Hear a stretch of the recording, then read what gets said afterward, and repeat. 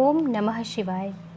ब्रह्मा जी की आज्ञा से कुमार का युद्ध के लिए जाना, तारक के साथ उनका भीषण संग्राम और उनके द्वारा तारक का वध, तत्पश्चात देवों द्वारा कुमार का अभिनंदन, स्तवन, कुमार का उन्हें वरदान देकर कैलाश पर जा शिव पार्वती के साथ निवास करना। तब ब्रह्मा जी ने कहा, शंकर सुवन स्वामी कार्तिक, तुम तो देवादिदेव हो, पार्वती सुत विष्णु और तारकासुर का यह व्यर्थ युद्ध शोभा नहीं दे रहा है, क्योंकि विष्णु के हाथों इस तारक की मृत्यु नहीं होगी। यह मुझसे वरदान पाकर अत्यंत बलवान हो गया है। यह मैं बिल्कुल सत्य बात कह रहा हूँ। पार्वती नंदन, तुम्हारे अतिरिक्त इस पापी को मारने वाला दूसरा कोई नहीं है, इसलिए महाप्रभु तुम्हें मेरे कथनानुसार ही करना चाहिए। परंतु तुम शीघ्र ही उस दैत्य का वध करने के लिए तैयार हो जाओ, क्योंकि पार्वती पुत्र तारका का संहार करने के निमित्त तुम ही शंकर से उत्पन्न हुए हो। ब्रह्मा जी कहते हैं, मुने, यूँ मेरा कथन सुनकर शंकर नंदन कुमार कार्तिकेय ठहाका मारकर हंस पड़े और प्रसन्नतापूर्वक बोले, तथास्तु, ऐसा ही होगा। तब महान ऐश्वर्यशाली शंकर सुमन कुमार तारकासुर के वध का निश्चय करके विमान से उतर पड़े और पैदल हो गए। जिस समय महाबली शिवपुत्र कुमार अपनी अत्यंत चमकीली शक्ति को, जो लपटों से दमकती हुई एक बड़ी उल्का सी जान पड़ती थी, हाथ में लेकर पैदल ही दौड़ रहे थे, उस समय उनकी अद्भुत शोभा हो रही थी। उनके मन में तनिक भी व्याकुलता नहीं थी। वे परम प्रचंड और अप्रमेय बलशाली थे। उस सठ मुख को अपनी ओर आते देखकर सुरश्रेष्ठों से बोला, क्या शत्रुओं का संहार करने वाला कुमार यही है? मैं अकेला वीर इसके साथ युद्ध करूंगा और मैं ही समस्त वीरों, प्रथम गणों, लोकपालों तथा श्रीहरि जिनके नायक हैं, उन देवों को भी मार डालूंगा।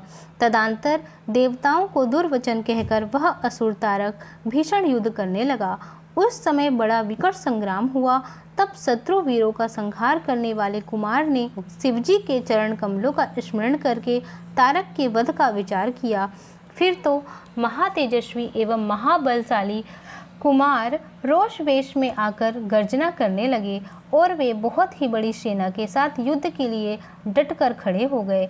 उस समय समस्त देवताओं ने जय जयकार का शब्द किया और देवर्षियों ने इष्टवाणी द्वारा उनकी स्तुति की। तब तारक और कुमार का संग्राम प्रारंभ हुआ, जो अत्यंत दुस्साह, महान, भयंकर और संपूर्ण प्राणियों को भयभीत करने वाला था। कुमार और तारक दोनों ही शक्ति युद्ध में परम प्रवीण थे, अतः अत्यंत रोषवेश में परस्पर एक दूसरे पर प्रहार करने लगे। परम पराक्रमी वे दोनों नाना प्रकार के पैतरे बदलते हुए गर्जना कर रहे थे और अनेक प्रकार से दांव पेच से एक दूसरे को आघात कर रहे थे।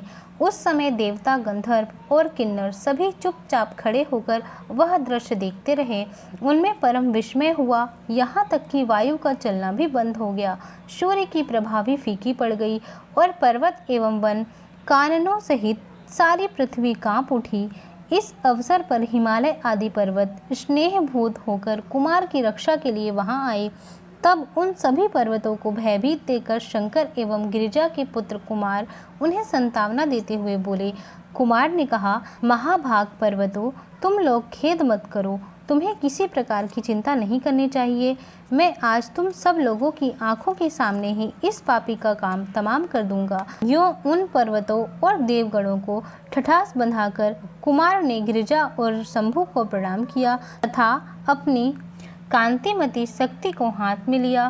शंभु पुत्र कुमार महाबली तथा महान ऐश्वर्यशाली तो थे ही।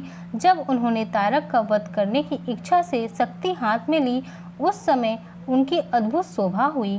तदंतर शंकर जी के तेज से संपन्न कुमार ने उस शक्ति से तारकासुर पर, जो समस्त लोगों को कष्ट देने वाला था, प्रहार किया। उस शक्ति के आघात से तारकासुर के सभी अंग छिन्न भिन्न हो गए और संपूर्ण असुरगणों का अधिपति वह महावीर सहसा धराशायी हो गया। मुने, सबके देखते देखते वहीं कुमार द्वारा मारे गए तारक के प्राण पखेरु उड़ गए। उस उत्कृष्ट वीर तारक को प्राण रहित होकर गिरा हुआ देखकर वीरवर कुमार ने पुनः उस पर वार नहीं किया। उस महाबली दैत्यराज तारक के मारे जाने पर देवताओं ने बहुत से असुरों को मौत के घाट उतार दिया।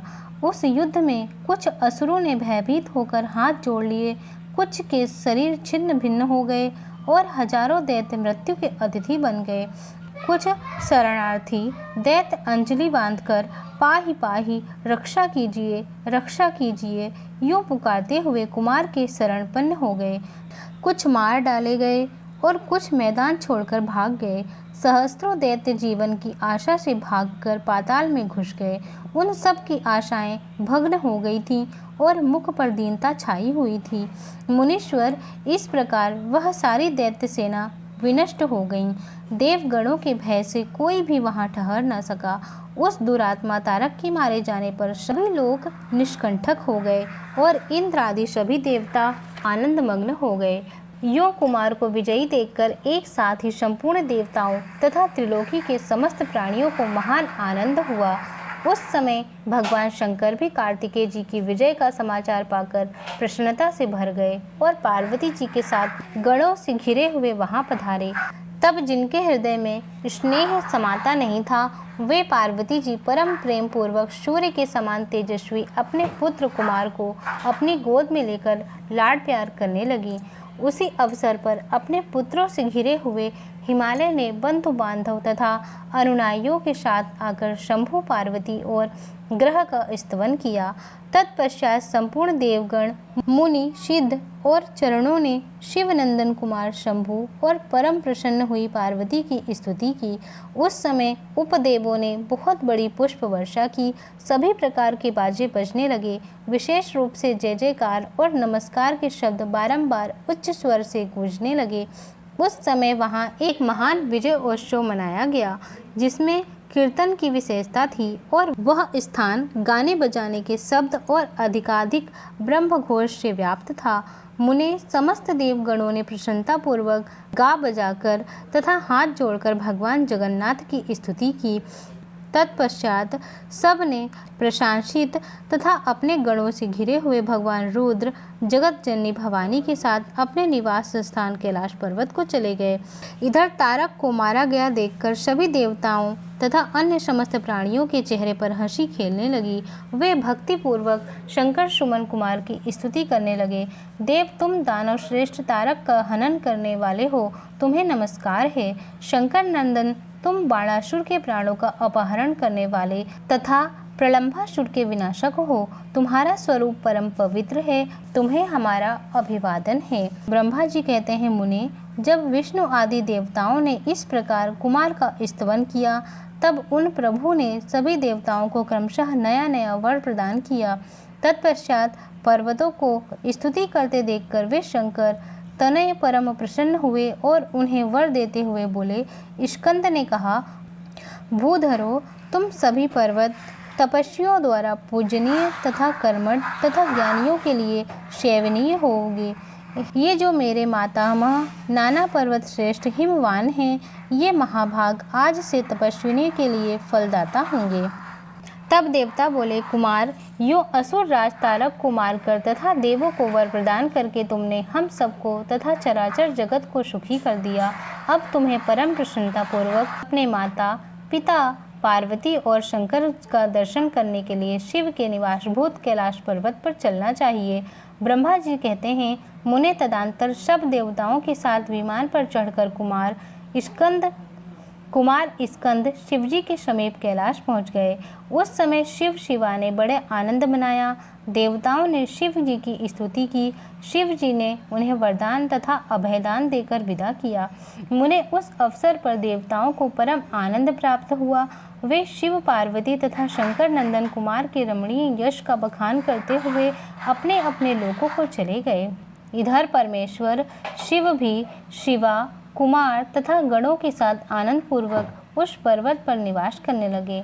मुने, इस प्रकार जो शिव भक्ति से ओतप्रोत सुखदायक एवं दिव्य है, कुमार का वह सारा चरित्र मैंने तुमसे वर्णन कर दिया। अब और क्या सुनना चाहते हो? अगले अध्याय में हम शिवा का अपनी महल से गणेश जी को उत्पन्न करना, द्वारपाल पद पर नियुक्त करना, गणेश जी द्वारा शिव जी के रोके जाने पर उनका शिव गणों के साथ भयंकर संग्राम, शिव जी के द्वारा गणेश जी का शीर्ष छेदन कुपित हुई शिवा का शक्तियों को उत्पन्न करना और अनेक प्रलय मचाया जाना, देवताओं द्वारा ऋषियों तथा स्तवन पार्वती को प्रसन्न करना, उनके द्वारा पुत्र को जियाए जाने की बात कही जाने पर शिव के आज्ञा अनुसार हाथी का सिर लाया जाना और उन्हें गणेश के धड़ से जोड़कर उन्हें जीवित करना। ये अध्याय हम अगले वीडियो में पढ़ेंगे। ओम नमः शिवाय।